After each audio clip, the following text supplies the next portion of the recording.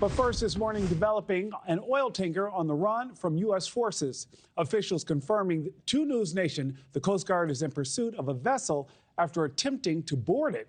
This coming days after another show of force with troops taking over a tanker off the Venezuelan coast that the U.S. says was operating under a false flag. NewsNation's Hannah Brandt has the latest from the White House. Hannah, good morning. Hi, Nick. Good morning. In this latest case, we know that U.S. officials say this ship is sanctioned and flying a false flag. They also tell us it did not stop when U.S. forces encountered it, making any potential seizure of the ship more complicated. NewsNation spoke to a retired Marine intelligence officer about exactly what could happen if this turns into a forced takeover of the vessel. Listen.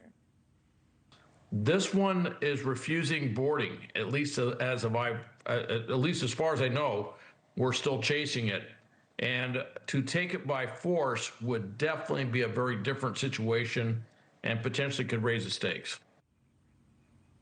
So today we're watching to see whether the Coast Guard confirms that they have seized it or if this remains a pursuit of the vessel. And we're waiting to see whether we can learn more details about the ship's name and legal status as part of this ongoing chase. Now, we're also expecting President Trump to make an announcement later today alongside War Secretary Pete Hegseth and Navy Secretary John Phelan. So we'll be watching to see if this is what they talk about. We're certainly expecting that they'll get questions about all of this, Nick. Hannah, a question for you, though. The U.S. seized another tanker in the same waters. What are we learning about that operation? Yeah, this is really becoming an ongoing trend, Nick. The Trump administration says that tanker that it seized over the weekend, the Centuries, was carrying sanctioned oil. Now, that seizure did follow President Trump's recent announcement that the U.S. would be blockading the tankers around Venezuela. And it actually marks the second oil tanker seized this month after U.S. forces took the Skipper to Texas. So if forces are able to seize that vessel that they're actively pursuing, that would be the third overall this month.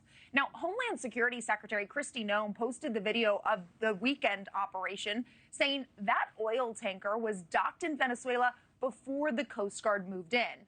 While this ship itself was not on the U.S. Treasury sanctions list, the White House does claim it's part of Venezuela's shadow fleet.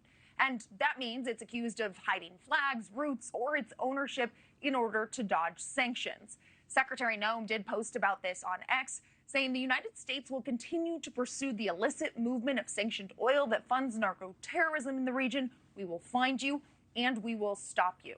Oil, of course, is the heart of Venezuela's economy, which makes this seizure and seizures like it a significant escalation of the ongoing U.S. pressure campaign against Venezuela. Nick. Hannah Brandt with the latest. Hannah, thank you so much. Thank you for watching. Subscribe below and download our NewsNation app right now on your phone, and you will get fact-based, unbiased news for all Americans.